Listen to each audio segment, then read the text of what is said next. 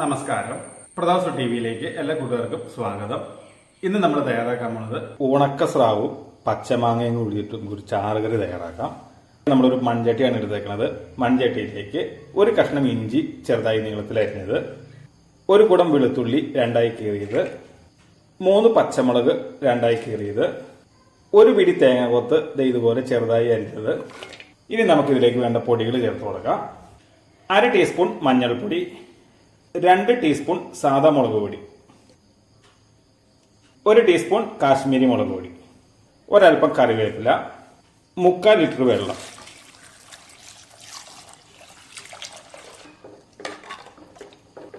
ഇനി ഇതിവിടെ കിടന്ന് തിളച്ച് വരട്ടോ.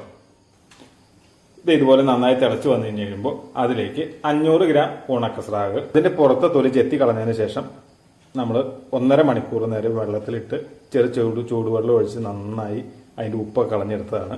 അത് നമുക്കിതിലേക്ക് ചേർക്കാം. ഇനി ഇതിവിടെ കിടന്ന് ഒരു പകുതി വേവായി വറ്റേട്ടോ. അടുപ്പത്ത് വെച്ച സ്രാവ് ഒരു പകുതി വേവായി വന്നിട്ടോ.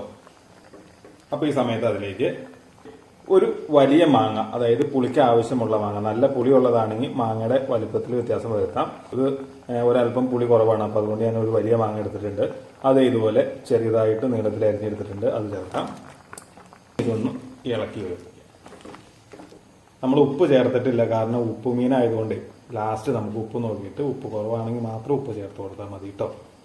ഇവിടെ കിടന്ന് നല്ലതുപോലെ ഒന്ന് വെന്ത് വരട്ടെ. മാങ്ങയൊക്കെ വെന്ത് വരുമ്പോഴത്തേക്കും അത് ചേർക്കാനുള്ള തേങ്ങ ഒന്ന് അരച്ചെടുക്കാം. അതിനായിട്ട് 1 കപ്പ് തേങ്ങ ചിരകിയത് ചെറിയ ജാറിലേക്ക് ചേർക്കാം. ഇത് അരയാൻ ആവശ്യമായ വെള്ളവും ചേർത്ത് നല്ലതുപോലെ ഒന്ന് അരച്ചെടുക്കാം. ഇതുപോലെ നന്നായി അരച്ചെടുത്തിട്ടുണ്ട്. അപ്പോൾ ഇതിന് കറിയിലേക്ക് ചേർക്കാം. അപ്പോൾ മാങ്ങയും സ്രാഗൊക്കെ നന്നായിട്ട് വെന്ത് വന്നിട്ടുണ്ട്. ഇനി നമുക്കതിലേക്ക് നമ്മൾ അരച്ചു വെച്ചിരിക്കുന്ന അരപ്പ് ചേർത്ത് കൊടുക്കാം. ഞാൻ മിക്സിയുടെ ജാറ് കഴുകി ഒരല്പം വെള്ളം കൂടി ചേർക്കുന്നുണ്ട് കേട്ടോ.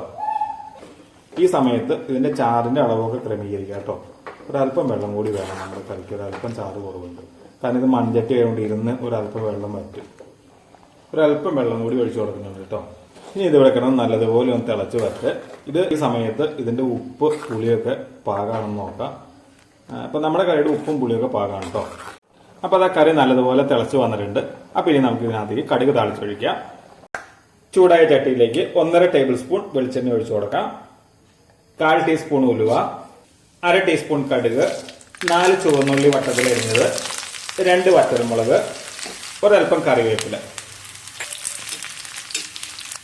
ഉള്ളി മുളകൊക്കെ മൂത്ത് വന്നിട്ടുണ്ട്. ഇത് നമുക്ക് കറിയിലേക്ക് ചേർക്കാം.